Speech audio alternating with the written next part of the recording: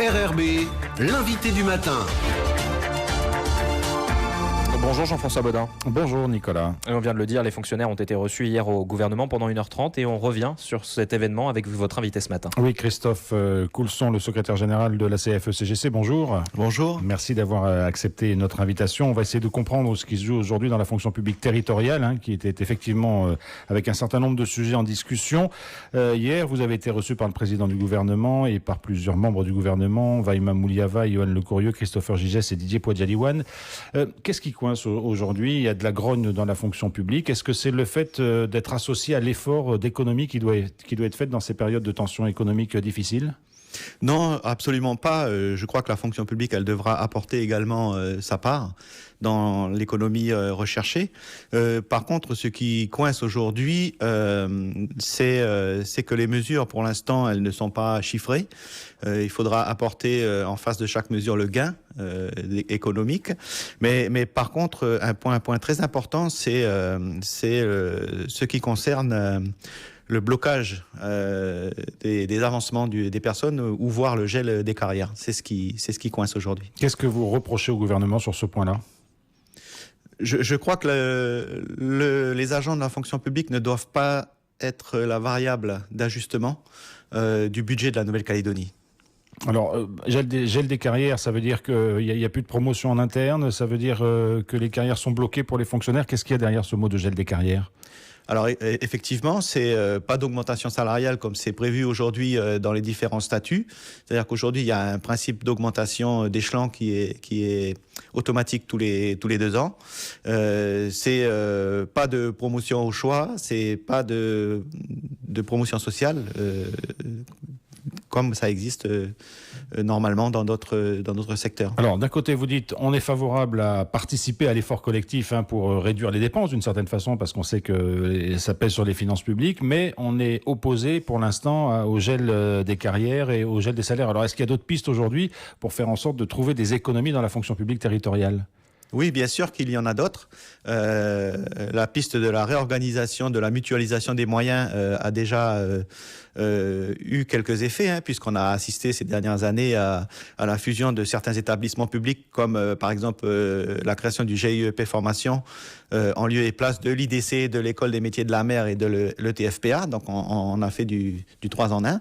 Donc c'est une piste qui est bien évidemment importante et qu'il faut étudier. Il y a peut-être d'autres établissements publics de la Nouvelle-Calédonie ou d'autres directions de la Nouvelle-Calédonie qui pourraient être mutualisées.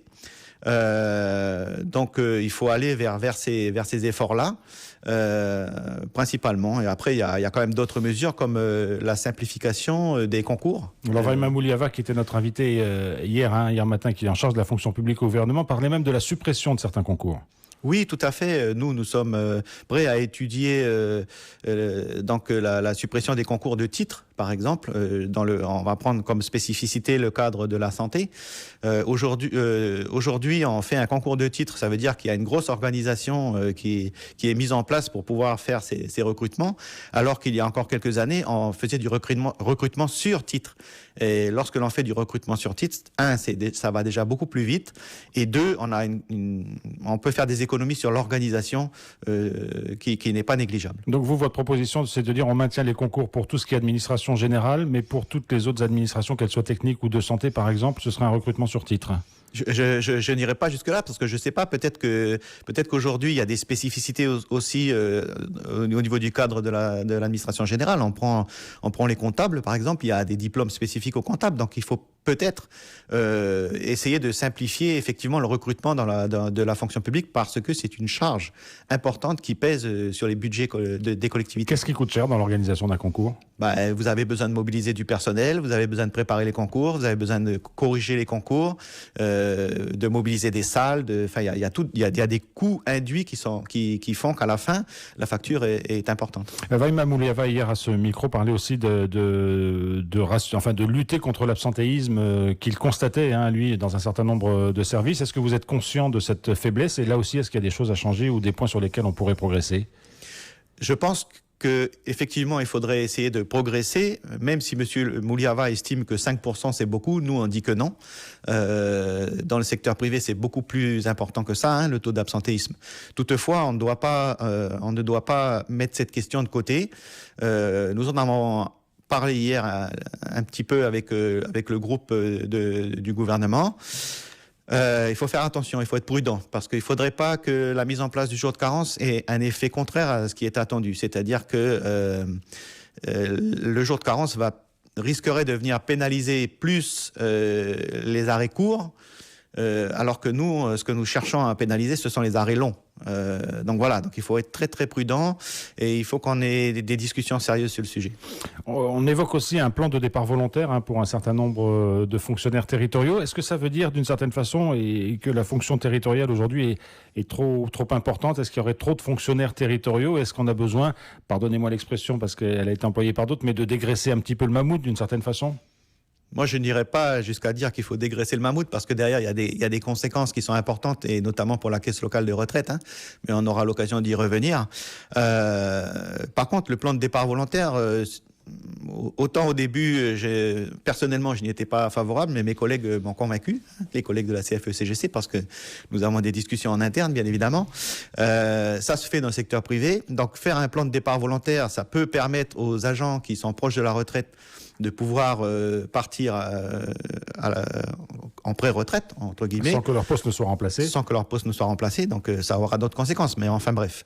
Et ensuite, ça peut permettre également, comme l'a dit M. Mouliava et comme il l'a expliqué, de proposer de la reconversion aux personnes qui se sentent pas bien sur leur poste ou voire dans l'administration, parce que tout le monde n'est pas fait pour travailler dans l'administration comme tout le monde n'est pas fait pour travailler dans le secteur privé. Donc je pense que des discussions, elles doivent être menées sur le sujet et voir ce qui pourrait être fait. Après, bien évidemment qu'en cas de reconversion, ça a un coût et derrière tout ça, il y a de la formation nécessaire pour cette reconversion. Mais ça veut quand même dire, Christophe Coulson, derrière ce plan de départ volontaire, qu'il y a aujourd'hui un certain nombre d'agents, que ce soit pour une retraite un peu anticipée ou un reclassement, ça veut dire qu'on peut se passer d'un certain nombre d'agents dans un certain nombre de services aujourd'hui. Vous pouvez le voir de cette façon-là. Moi, je dis que tous les agents qui travaillent aujourd'hui ont leur nécessité dans la fonction publique, contrairement à ce qui peut être dit. Je ne vois pas aujourd'hui comment, sincèrement, on pourrait aller dégraisser, par exemple, le secteur de l'enseignement, qu'on pourrait aller dégraisser le secteur de la santé en sachant toutes les difficultés qui existent. Et on y a été confronté lors de cette crise du Covid. On a bien vu que toutes les difficultés à mobiliser tous les corps de métier de la santé en même temps. Donc il y a une réorganisation à faire, mais moi je dis qu'aujourd'hui, on ne peut pas dire que, comme on a pu entendre, qu'il y a des fonctionnaires qui ne font rien, quoi. C'est pas vrai. Vous l'avez évoqué très rapidement, il y a la caisse locale de retraite sur laquelle vous êtes assez inquiet parce que vous pensez qu'un certain nombre de mesures pourraient peser sur cette caisse locale de retraite qui est déjà en déficit. Oui, tout à fait. L'exercice 2019 a montré un déficit de 950 millions.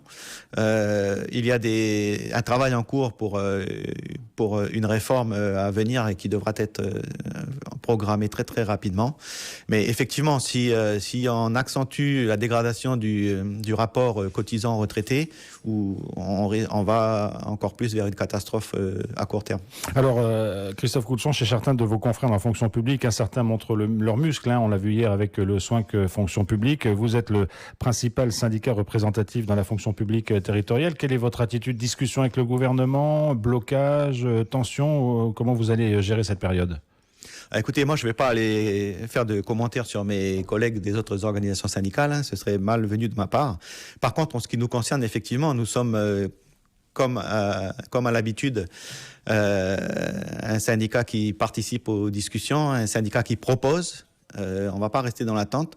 Par contre, ce que je disais tout à l'heure, ce qu'on a demandé au gouvernement, c'est d'évacuer cette question de blocage des carrières dans un souci de sérénité pour la suite des discussions. Mais bien entendu qu'on sera autour de la table et que l'on fera le maximum pour que nos adhérents s'y retrouvent. Est-ce que ça ne concerne que le gouvernement ou est-ce que ça concerne aussi d'autres collectivités ? Alors aujourd'hui, les propositions qui sont faites, c'est la Nouvelle-Calédonie, c'est la fonction publique territoriale de Nouvelle-Calédonie.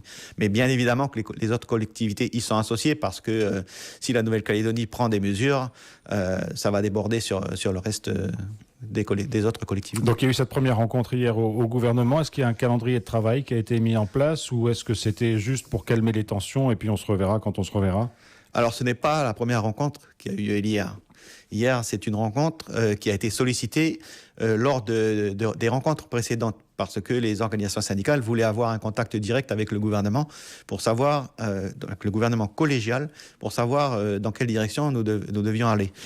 Il y a déjà eu 3 rencontres sur ces sujets-là et donc il y aura un calendrier de proposé pour continuer. Merci beaucoup Christophe Coulson d'avoir été avec nous ce matin. Merci à vous.